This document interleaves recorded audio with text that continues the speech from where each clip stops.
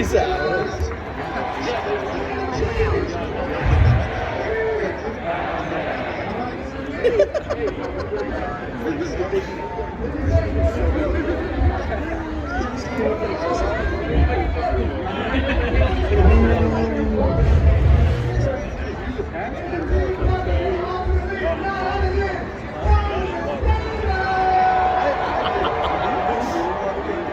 That's how I'm supposed to go. I know, R-A-L-E-I-G-H, Ralia.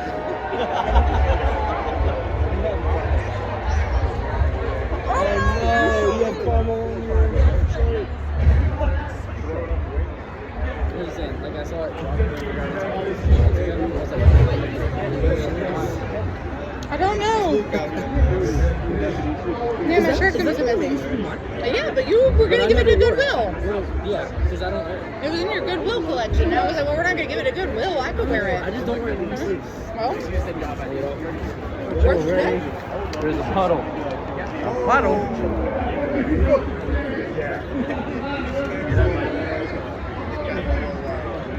I should have brought my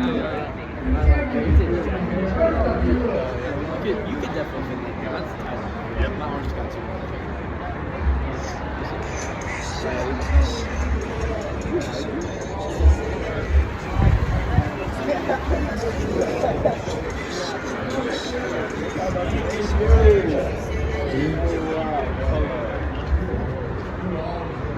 Alright, you think I got the figure? I mean, I know you can never tell about tickets. oh, I have one. I just haven't used it. I need to, obviously.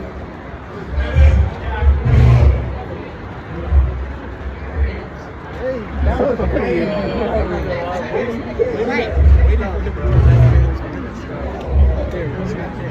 Oh, yeah. We are in the wrong one. You can't put that, not to my quarterback. You got your tickets open?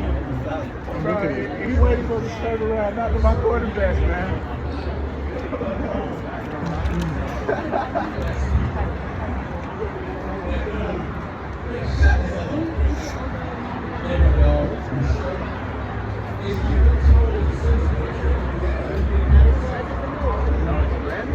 Next year? Actually, it was this year. Yeah, this is one of this year. Oh. Yeah, several.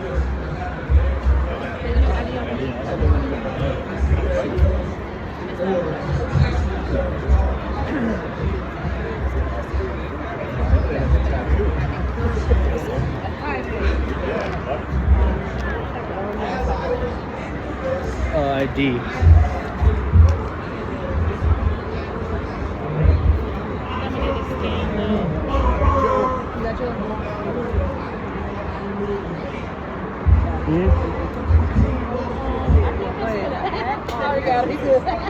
So it was in my wallet. Oh, I got an ID. Take it.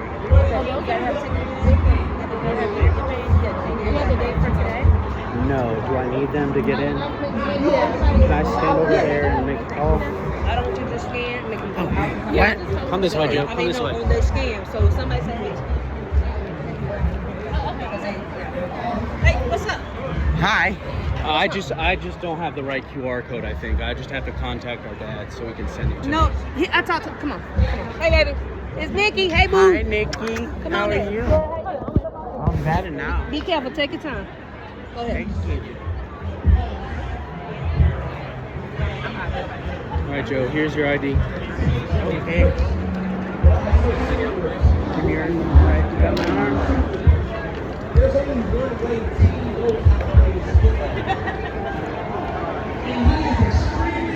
We made it. Yes, sir. We made it.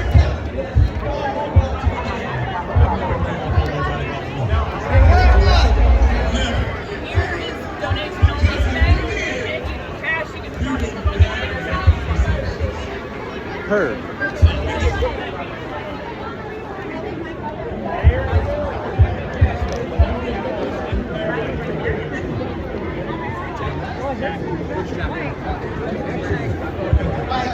Alright, Joe, what do you want? Like the guy that... Beer-wise or food-wise or what? Beer-wise. We got Roaring Riot, Jam Session, Happy Holidays, and Gorgeous. That's a pumpkin beer. Alright, Roaring Riot.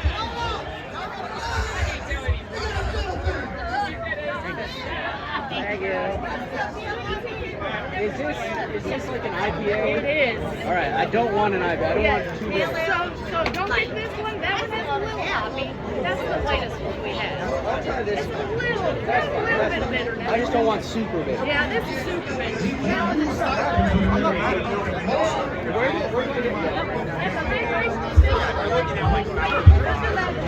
All right.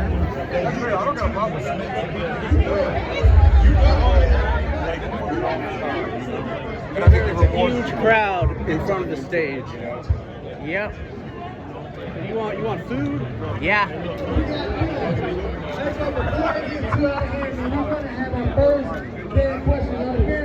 We see him over.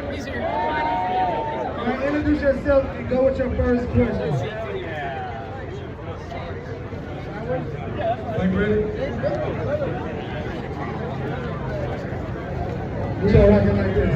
We should do it like this. No, but the lady knows us. What's your name? Go back 5 years. They let you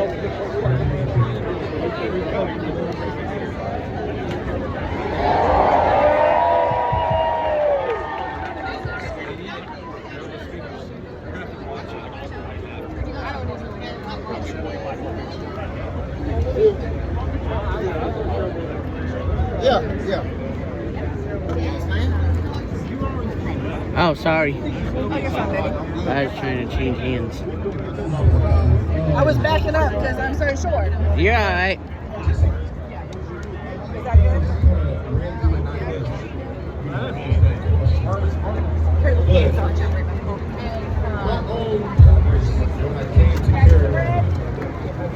I didn't care about winning or pushing. I didn't care about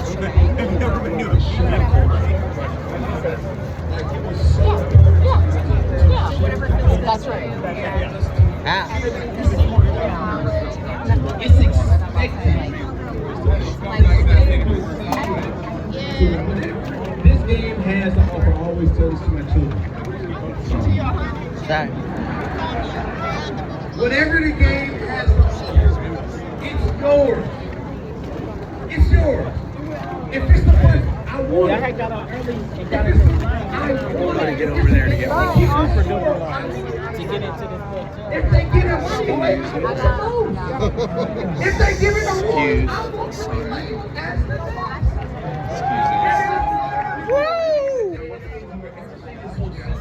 everything is so over-critiqued and analyzed, but if you don't have self-belief in yourself, how are you going to So, to answer your question, I feel that winning MVP didn't just solidify my career, it took the people who pushed me to my best version. Right? We got like a narrow window. And with doing that, I was the recipient, but I'm the figure of what everybody needs. Alright, girl, come this way. What you eat? I got over here and I'm out, Joe. Shit.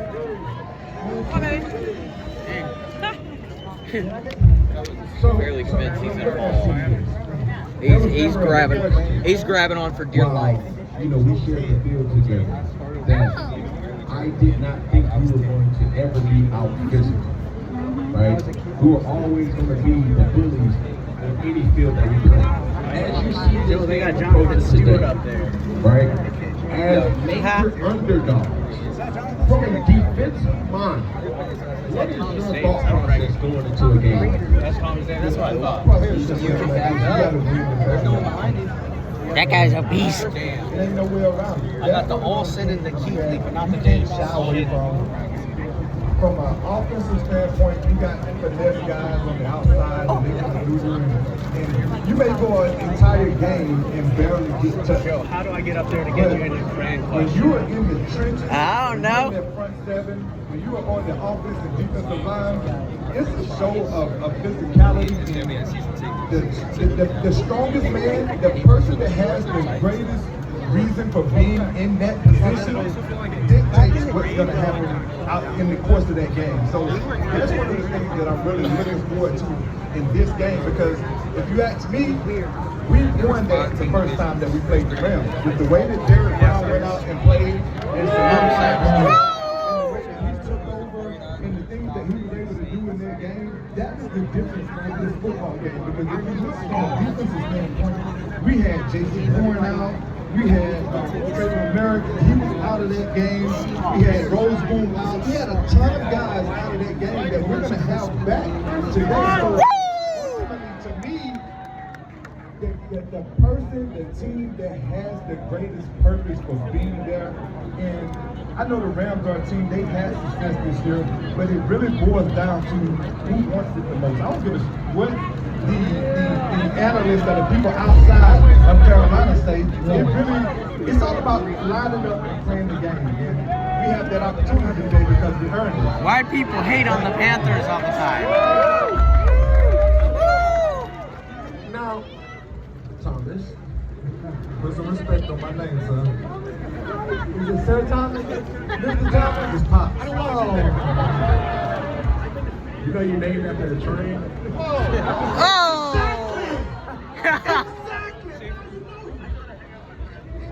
That train after me. Thomas the Tank Engine. Yes! A train. Yes. Was there ever a time where that matchup, let's put the microscope to that. What matchups from the running back position or the tight end position that you knew you had to bring your lunch back? Oh man. Playing against Drew Brees, it was always Dan Drew Brees up. Drew Brees and Aaron Rodgers are two guys that really stand out because you can never just I haven't heard about Drew Brees in years. I forgot that he existed. And, you know, I was very fortunate enough to play alongside the best middle linebacker in the history of the team.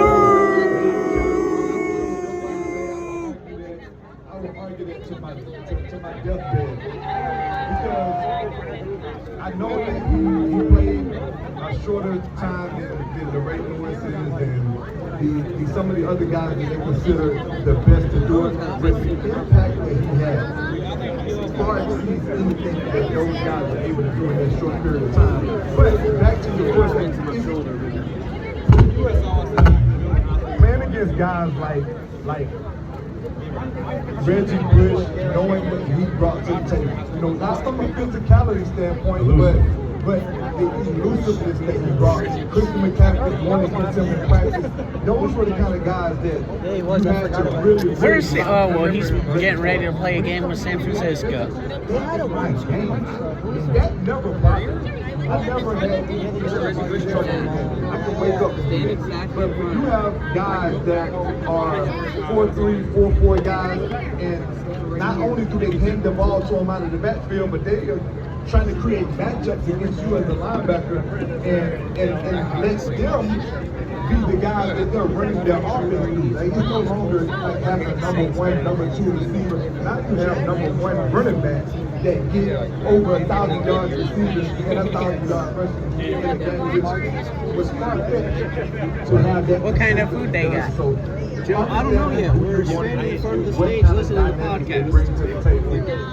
Those were the things that I really had to lock in and focus in on what the guys could do from a running back standpoint besides taking a handoff. You know what's crazy, Peggy? Talk to me, buddy. Do you really know what's crazy, Peggy? Talk to us, man. I don't think the crowd understands. This man is the reason why we met. That is a fact. We gotta tell that story. Say less. All right, so it's in training camp, right? I just told y'all when Stu was out here, there was a toxic thrill player. He was more toxic than I was, but we would always, play a good game, a gentleman game. Hey, Peggy, did I tell your ass to get rid of that film? Listen, Peggy, I told you to get rid of that bad. So I told you. All right, now. You did. Grown folks talking, son. Listen. Sit down there. Listen, this particular year was the year we drafted Christian McCaffrey. I said, golly, well, this white boy got something to him, but God. So we had put this route in. It was called H choice. And I would always tease. It's a stupid route. It's a stupid route. To run in man-to-man coverage. Listen, let me paint a picture for y'all. Because obviously, when you're practicing and you have on-air receivers, no offensive line, no defensive line, you line guys. It's called 7-on-7. Shut up, Tom. It ain't 7-on-7. It's called 1-on-1. It wasn't 7-on-7. It was 1-on-1. Oh, wow. It's 1-on-1. You line up. The running back comes up. He bases his route off of your leverage. That's why it's called a choice. He has a choice. So what is he gonna do? He's gonna run away from where you are. You feel like you did something left. Can I talk now? No, he just ran away from Yeah. where. No. Long story short, because the people are waiting on the punchline. It ain't no punchline. That's why I just took it from you. It was a choice route. He ran away from where I was. La. You. What did it? All right, so Titty heard this guy. So Cam, what did you put it? Can we let the fans ask a real question? We don't need this drama. I'm trying to show the people how me and Peggy met. Come on. So we had got there playing spades, and Peggy at the time was an intern, and he was editing the videos. As I walked past Peggy, there was a clip of number 22. We know who wore number 22, right? Who? And then the other color of the jersey was number 58. We know who wore number 58, right? Woo! Let's just say 22 went one way, 58 went the other way. And I said, whoa, brother. I said, I need that footage. TD over here, I need that footage. Because now I'm like, God, Literally. Boy, because C-Mac had this way of, like, when he would stand up, like, rev up. He ain't do shit. Like a cobra. He just went the other way. Yeah. You spending too much time on this. It's not that serious. When you're the butt of the joke, you don't want nobody to sit down. Listen, so boom, my boy C-Mac done got up, boom. He hit him with a mean one. Like I said, TD went east, C-Mac went west. You're lying. I needed that footage. You're lying. And TD went to Peggy and said, if you send that footage, I'm gonna beat your ass. Right, exactly. So look, let me tell you this. I'm gonna pick up where you left off. So look, you got Cam. That's what I told you. Is that what I said to you? And not the words he said, you bet not send that footage out. So he on my right, Cam on my left. You got them two, me as Norman human size. You know what I'm saying? Trying to just do my work, get my check, and go home. They over there like, you better not send the footage, send the footage. You better not send the footage, send the footage. So that's how it started. I ended up sending the footage. So you better not say nothing. If you act up, I'm gonna really show out. So you I don't care. I don't care. This was a healthy TD, not the old man I don't care. Thomas that's I walking don't around. care. Hey, listen, this is a valuable point right here in this messaging right now for all the kids listening. When things happen in your life, you learn from them and you grow from them. And that's what I was able to do. I learned and I grew from it. And I bet Peggy ain't got no more film of that. I ain't got no more film. I ain't got no more film. Man, so man, look, man, before we wrap, my guy, man, y'all got to make some noise for this legend. Thomas Davis, make some noise!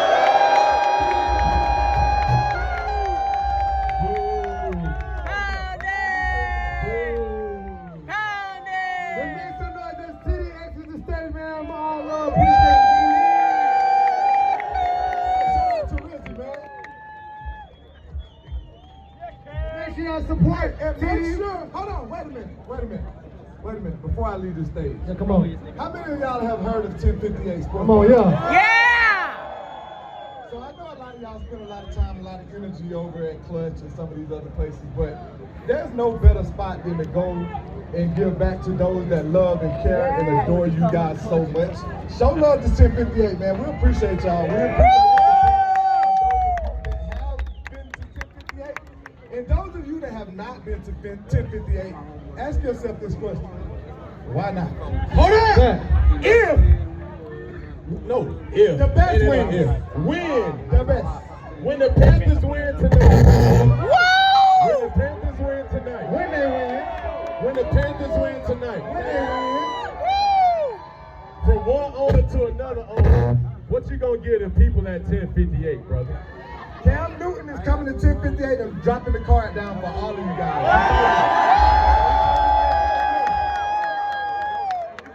It's already been a business card. Jazz got the card. EBT. Here, let me see that card. And we got another guest coming to the stage. Y'all ready for our next guest? Yeah! Y'all enjoying the show? Y'all ready for more? Our next guest played for the Panthers from 2014 to 2017, and he's known as Mr. Do-It-All, from playing quarterback to playing special teams. Known as the ultimate utility guy, a fan favorite for his hustle, his energy, and his locker room leadership. None other than Joe Wade!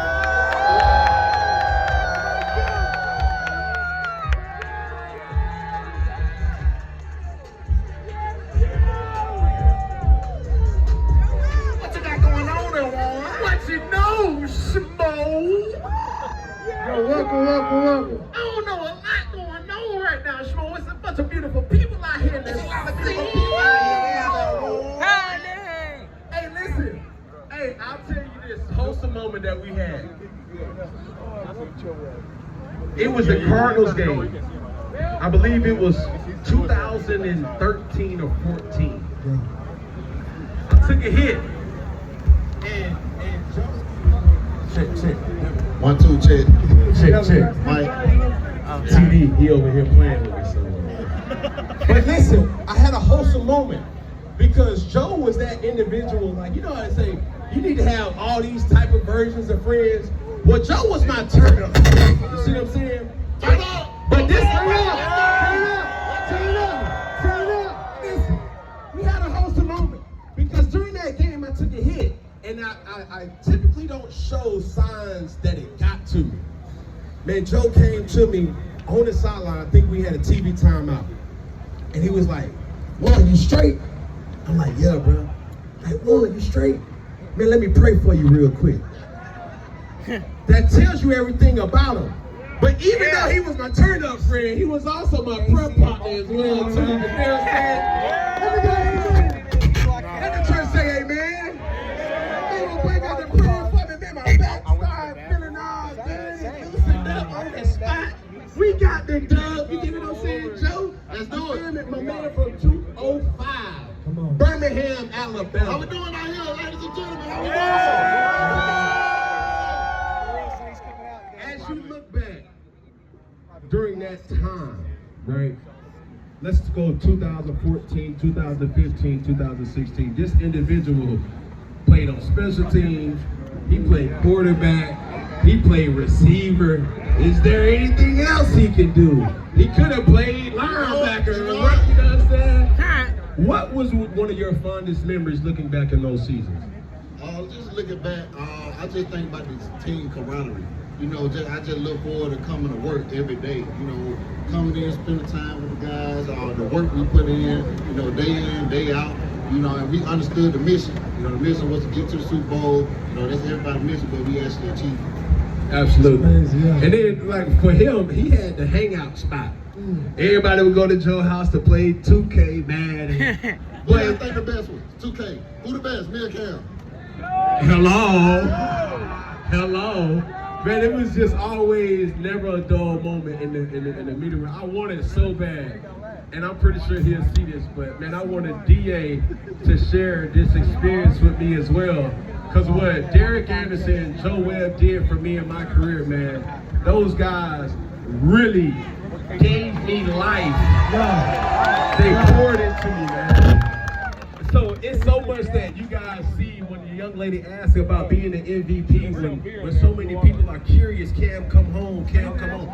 I would not have been me if I didn't have interactions like with the TDs, the Joes that was in my room every single day. Come on, you can't do that, man. Bring your pencil. Man, come on, man. Let's go and get through it. Let's go on to work out. You worked out this week, one? Come on out. Wonderful.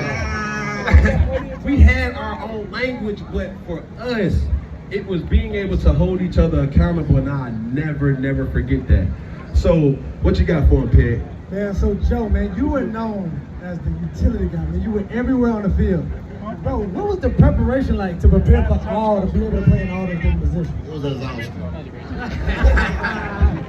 But no, it was good. Obviously I had to communicate with the coaches, to see which way they want me to go, which meeting room I had to go in, to quarterback, receiver, special teams. But I loved it. I'm just a football guy. I love football. I've been playing since I was young.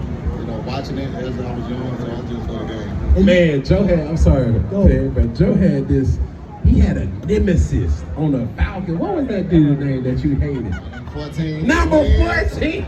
Yeah, they say they ain't number 14. Number 14. Yeah, no respect. They don't get no name. Get no name. No name for the WC. Man, Joe come to the sideline, man, I hate that one. It only can be 114 on this field today. Joe was a troll. Joe was a troll.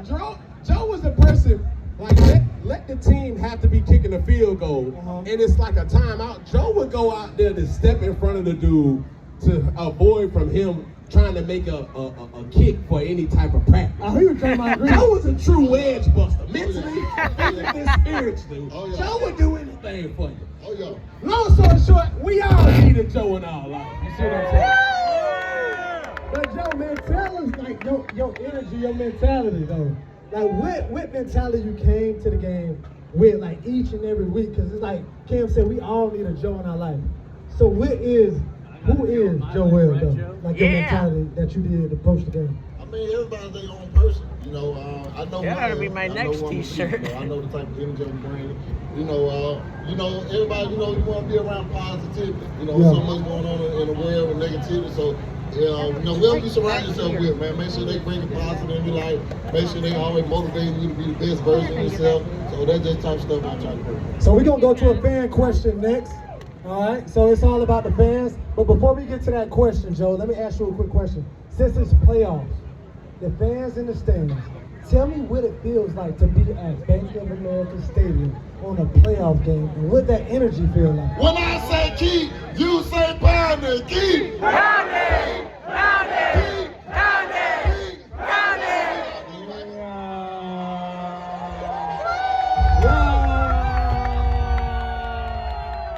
Now, fan question ready, man. We got a quick question ready for Joel. Or just a general question. Just go ahead and just give us a general question. No, go ahead. All right, well, first, my name is Clifford, and on behalf of all of us, welcome home. And from your time in Carolina, what part do you feel like the city connects to the most? You winning MVP, you being the leader that you were, or you being one of the guys to make it cool to be a Panthers fan again? I just need a minute to think, I think it was the leadership. And I'm going to tell you why. Like, even let's look in the NFC South. You had Matt Ryan at the time. You had Josh Freeman at the time. You had Drew Brees.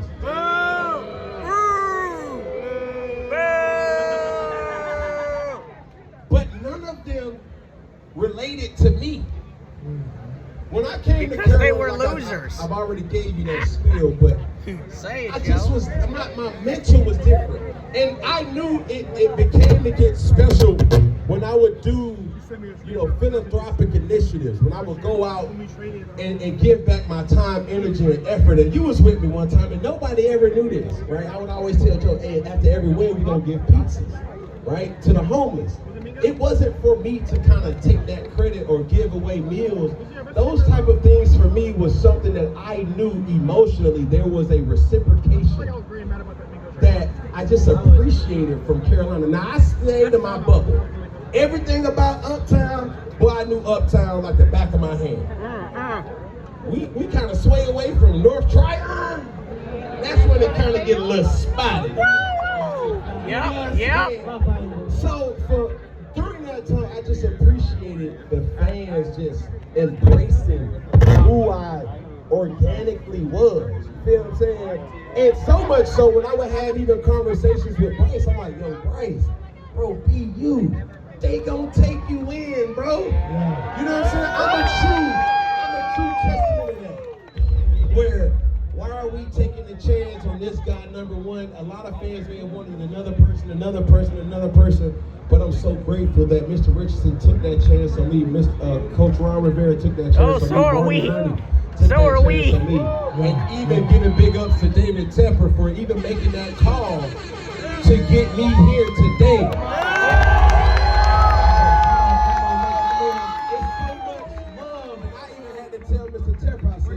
Mr. Tepper, I don't know if you know, I don't know what you feel, but you will never make me not love this place. Yeah! And I want to help. You see what I'm saying? Like that, it's almost like two parents kind of, no, I want the best for the child. No, I want the best for the child. Well, we both want the best, not trying to compare the Carolina Panthers, but it's our baby for sure. Yeah! I just love to see great things happen in Charlotte, so definitely my leadership. Make some noise for Joe Webb.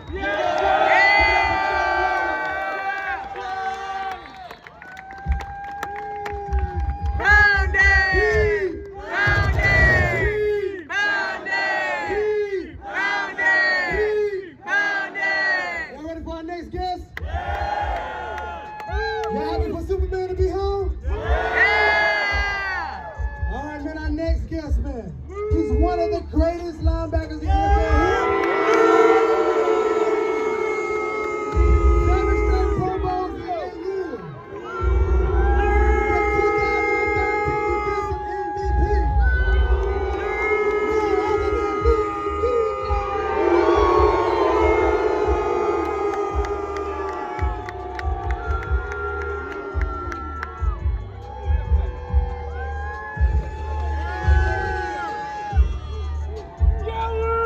Let me go.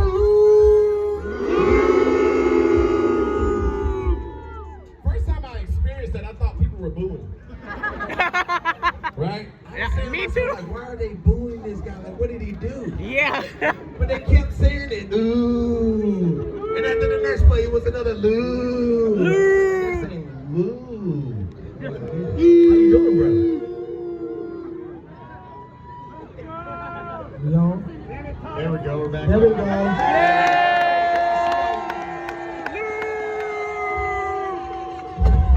Where do we begin? I feel like to be cerebral is an understatement. A smart individual is an understatement. I'm still shocked that you look the way that you look. Like, what's your workout regimen look like? A lot of treadmill walking. I walk on the treadmill a lot. You know I learned that from you. Oh, much happened. Camp, you remember the first time we met? You remember who that was? Yes, we met at IMG. IMG. Trevor Moab, rest in peace. That's right. So where I was training for the combine, Cam came down there. Did you train there as well? Yes. Same spot. So I was getting ready for the combine, getting myself ready to go, and Cam came down, and you were throwing to some of the wide receivers, right? So this was in like February, March of 2012.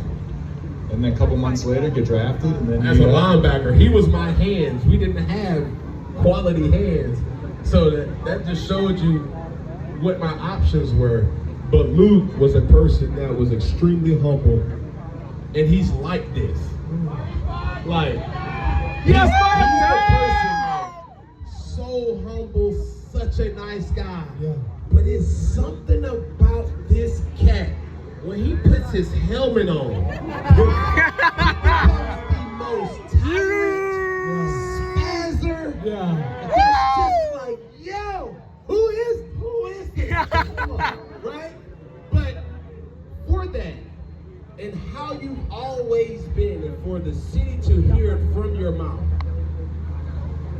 do you have split personality syndrome? I don't know. I think it is one of those things where you're a good guy, and then you get on the field, you want to win. I think that's what we're all here to do, is win and be really good at what you do, and that's what a team sport, in my opinion, is all about. I have to do my job to the best of my ability to make sure that we can go out and win as a team and give you guys something to cheer about. So that was always my mindset, is I needed to have a ton of fun. Obviously, Thomas was just up here, and the competition that we had while we were playing on the field was great. And football's a special game. I loved every aspect of it, and when you get on the field, you want to compete, you want to have fun, and you want to win. You owe it to yourself, the guys on the field, in the building, and then obviously you guys as fans to go out there, have fun, put our best foot forward, and go try to win a football game. There's so many stories that come to mind, but I'll share this one. After the game, I had like a little, it was like one of my nails was like black. Like it was not all the way black, but it was subpar black. I remember throwing a football and hitting it on somebody's head. And it was the worst feeling because I was like, yo, because after the game, every player has their own come down to reality again. We already heard Jay Stu talk about going to play the piano. Well, for me, it was the contrast, ice tub, cold tub, then you go to the hot tub, and then it was just one of those types of dynamics. I remember seeing Luke in the hot tub during that game. No kinky stuff. But I remember complaining. I was like, bro, my finger, dog, like it's hurt. And he looked at it, and then he said, oh, well, look at mine. His was blacker, his was bloodier, his was just more damaged. And I said, you know what? Maybe my job ain't as bad as y'all. And then there was always this competition that I went into each season in training camp with notes and goals. This particular year, I said, I don't give a doggone if I throw an interception. I want to minimize those though. Yeah. I will not throw an interception to number 59 on our team. That's how smart Luke made you become. Because you knew he was always paying attention. He wasn't the guy that you just go, hey, 58's the mic. No, scratch that, 59's the mic. Luke was literally coming to the line when you coming to the line. Hey, they're coming right. They're coming right. Hey, dagger. Hey, drive. And I'm like, hey, he knows this play is coming. What was it about your preparation that made you abundantly smarter than everybody on the field? I think a lot of it was, where do you get your advantage? Your competitive advantage comes from a lot of things, right? Your training, your preparation, how you get ready in the off season. Maybe you're a better athlete than people. But what were free opportunities to go get an advantage during the game? And for me, that was studying formations, tendencies, down and distance, personnel groupings, especially for the teams that we would play against. And every team has a little bit of a tell on each given play, whether it's where guys line up, how they line up formationally. Maybe it's a personnel group, maybe it's a down and distance dictates a route concept. And I always felt that if I could figure out one or two or three or four plays during the game that I knew what was coming based on a formation, a down and distance, I could go make a play that could impact the game. So to me, when you're a young kid, we learned a lot about watching tape in high school. I learned a lot more in college. And when you watch tape, especially growing up as a young kid in high school, and you don't really know what you're looking at, but then you see something on tape and then it shows up in a game, and in your mind you're like, well, I saw that when I was watching tape. And then you get to college and you start to put the picture together, and it makes sense in your mind because you say, hey, I saw this formation, I saw this route concept on tape. They lined up in it again, and they ran that route. I'm going to go make a play in the football. And as you watch more and more and more, you start to make more and more plays, and then just kind of feeds into itself. The more you prepare, the better you are at it, the more opportunity you have pre-snap to make sure you're in a position to make a play. So Luke, man, I want to ask you what he said. What he said. I mean, like, did y'all get what he said? Yeah. I'm gonna check your homework. Hey, Luke, if you Man, like Luke, man, we talked about how dynamic you are, and just how dynamic you were, just singly, just together as a pair. You and TD. TD was up here earlier. How did that chemistry come about? It's just like y'all knew what each other was gonna be on the field. It's like y'all didn't even have to speak. I'm not sure, but from a fan's perspective, from the outside looking, what was that? Like, how did y'all build a chemistry? How was it playing with TD on the field? I think a lot of it goes to Thomas early on in our time knowing each other. So I get drafted, and it's Thomas Davis, John Beeson, James Anderson, and me. So there's four backers for really two spots. James was coming off a career year. Beast was coming off an Achilles, and Thomas was coming off his third ACL, and everyone didn't know if he was going to play again or not. So Thomas came in super humble. I was the rookie first-round pick there to take somebody's job, and he said, hey, look, I'm Thomas Davis, put my phone number down. Anything you need, let me know. So I think it really started with Thomas's unselfishness and his ability to just want to help and teach and help me learn the game, not only on the field, but in the locker room and in the city of Charlotte. He taught me so much, but I think that chemistry just comes from, we spend so much time with each other during the week, during practice, during meetings, in the off season, on planes, on buses, that you start to develop just like a unspoken bond and an unspoken ability to communicate with guys on your team. So we'd be, and a lot of it, so an example would be, we'd be watching tape in the linebacker meeting room with the coaches, and the coach would put a play up, and TD and I'd be like, hey TD, how do you see this? Like, how does this, when you see this formation, this set, this route, what kicks in your mind? And Thomas is like, all right, if he does this, I'm going to do that. If he does this, I'm going to do that. I'm like, great. If you do that, I'm going to do this. So you kind of talk through all these scenarios, and over a 7-year period that Thomas and I spent together, you kind of go through so many of these situations, and then when a game shows up and you break the huddle and the offense is coming to the line of scrimmage, I look at TD, I'm like, hey, he's like, yeah, got it. So there's not a whole lot needs to be said. That running back comes out, he breaks towards Thomas, Thomas has him, I have the tight end. He comes across the formation, I have him, I pass the tight end to Thomas. So it's one of those things that's just, we had a great relationship, we had an unspoken ability to communicate, and then a lot of it just comes down to volume spent, called time on task. It's a boring thing, but the amount of time that we spent watching tape, walking through things, looking at formations, talking through, hey, how does this route concept fit within our defense? The more you do it, the more comfortable you get, and then Thomas and I's ability to just communicate quickly and with hand signals, with eye movements, with looks, all that stuff, I think really helped our ability to play. And that's super dope, man. Make some noise for Luke so far.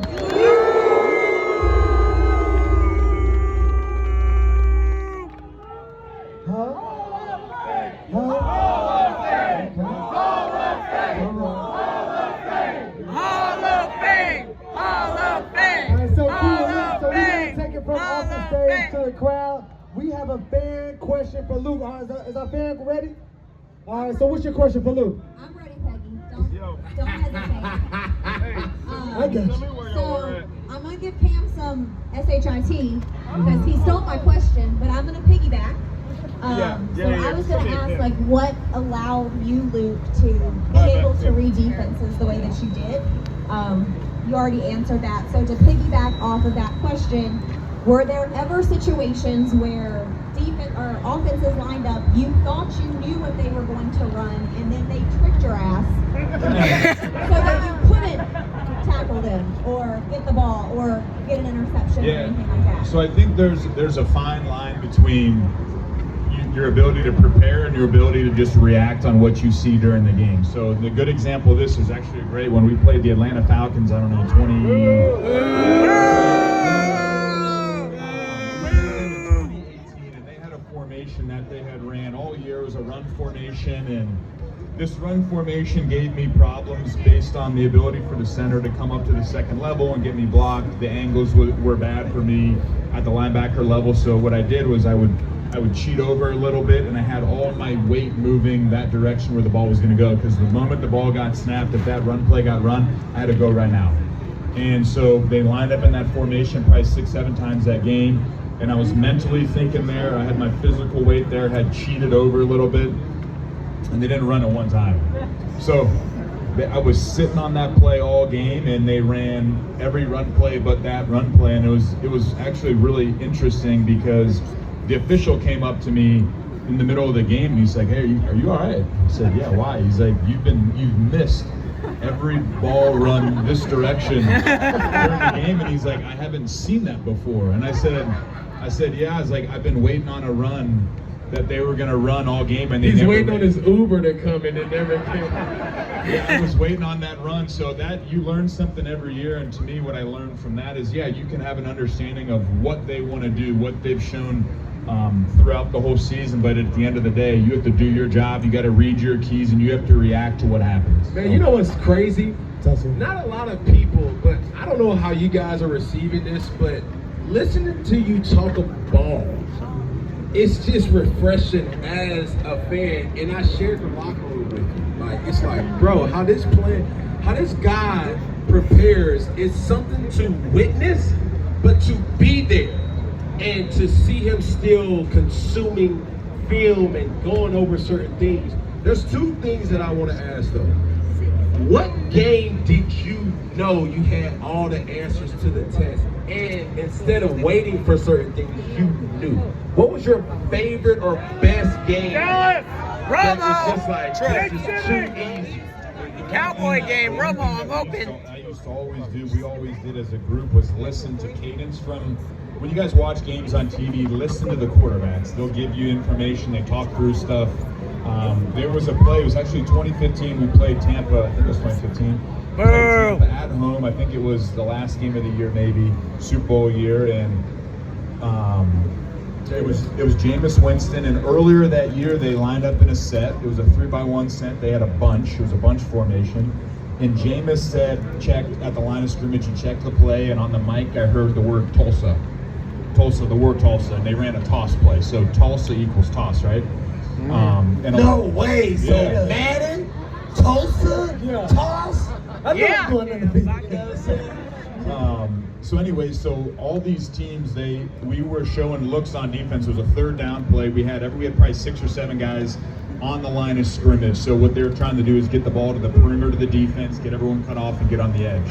So that we show that look. Jameis comes to the line of scrimmage. He sees it. He comes up and he screams Tulsa. And I was like, I know exactly what that play is. So we all came off the ball. We bumped everybody front side. And everybody knew that it was that toss play, and that was an example of us as a group, as a unit, watching tape, listening. We heard the word Tulsa. In the week of practice, we get to the line of scrimmage, he checks it, we're able to get the whole thing communicated, we bumped everybody over, we got out of that blitz that was bad for that look that we were going to have against that toss play, and that, I think that's a really good example of one play where we were really well prepared for the play. So even with this, knowing your ball, I think one of the most underrated things for you was the leader that you were. Having so many individuals, no matter if it was young players having to step up, injured players having to be replaced. As a leader, what's the most disrespectful thing that a player that you're trying to play with or you have to play with do that just rubs you the wrong way?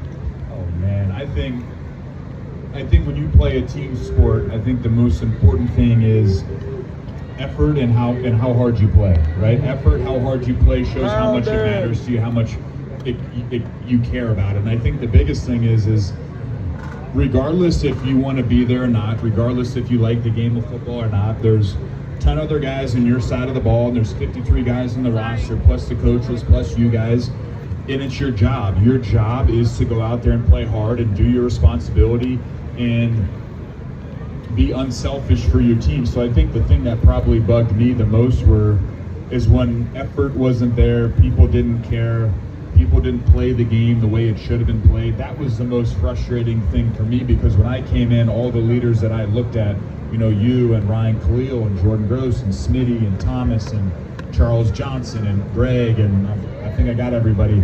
Those were our best guys. They were our best leaders. They were also our best players. And they played the game the right way. They played with effort, they played with enthusiasm, they played with toughness, they played through things. And that's how I learned from the older guys as a young guy. So my expectation as I got older for the young guys was, I want you guys all to play the game, be a linebacker just like Thomas Davis was. And before Thomas, it was Dan Morgan. Before Dan, it was Sam Mills. And then the same thing for every position. There was people that came before, Thomas and you and Greg and Khalil that set the tone for what was acceptable, and what was acceptable, and the standard that we set in Carolina was effort, toughness, and just love for the game of football. And your job and your responsibility is not just to you, but to the guys in the team, the organization, and quite honestly, the fans. So I think that's kind of what was the most frustrating thing for me, was when somebody came in and didn't understand the opportunity that they had to play such a wonderful game at a great team and a great organization. That's what was the most frustrating thing to me. So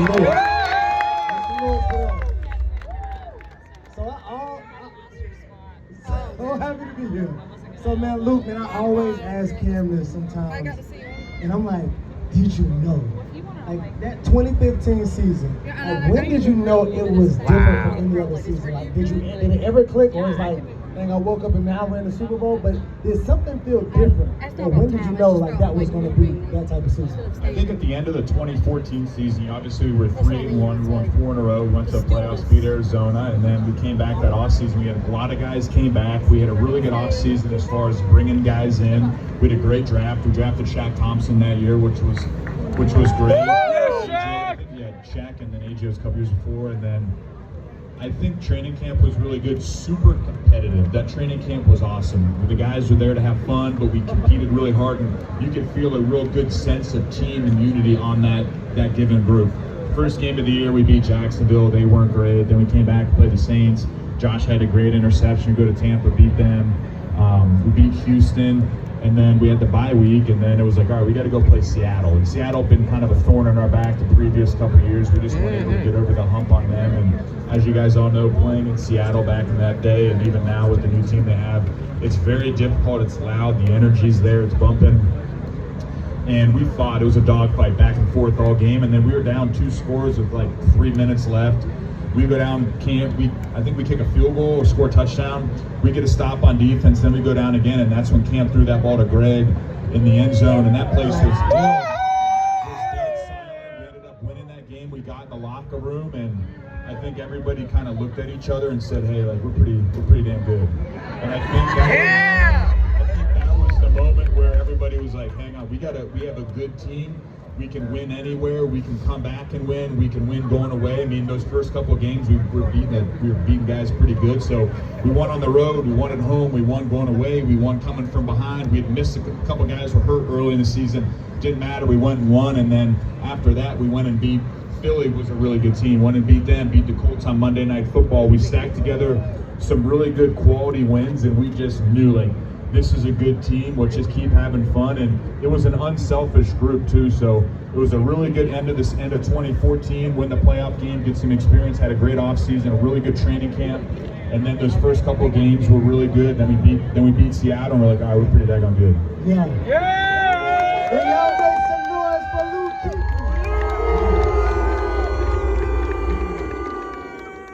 Man, it's about to be that time, but listen, man, we have to really understand, man, as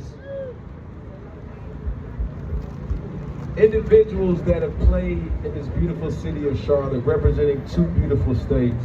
Yeah. I know I speak for Luke. I know I speak for a lot of players that have graced, Bank of America Stadium. Thank you. Thank you.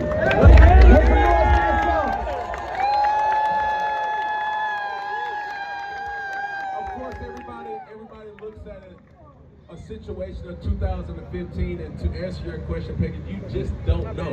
Yeah. I seen a meme the other day that was like, you don't know when this is the best time of your life. That's why you have to live every single day. Yeah! Knowing what I knew at that particular point and sharing these moments with my family, I wish I knew that this will probably never happen again. So, we got an opportunity tonight. Come on. Yeah! We got an opportunity tonight to really maximize an opportunity that nobody gave us to win. So from the front door to the back door, to the side door, to the high door. When I say keep, you say pound it. Keep! Pound it! Pound it! Pound it! Pound it! Keep! Pound it! Pound it! Pound it! That's one thing that I like to do if you see my content.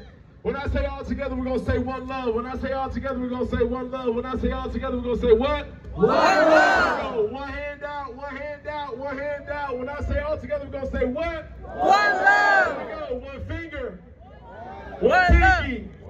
One thumb. All together. One love. Ladies and gentlemen, I'm out of here. I'll see you guys in the store.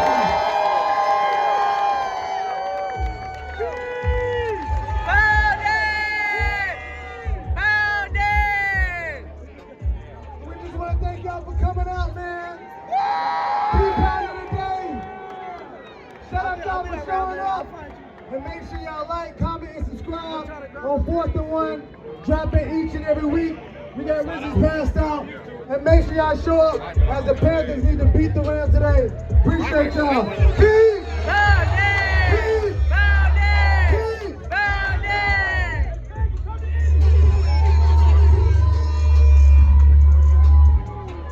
Let's go find food. Oh, Did y'all enjoy the show? yeah! Did we enjoy the show? Yeah! Panther Nation, we're gonna keep this thing going. Can I get one more time? Keep Pounding! Pounding! Pounding! Thank y'all for showing up for the 4th and 1 podcast. Riot! It's about to be a crazy year. NFC South Chips in the building tonight. We got you.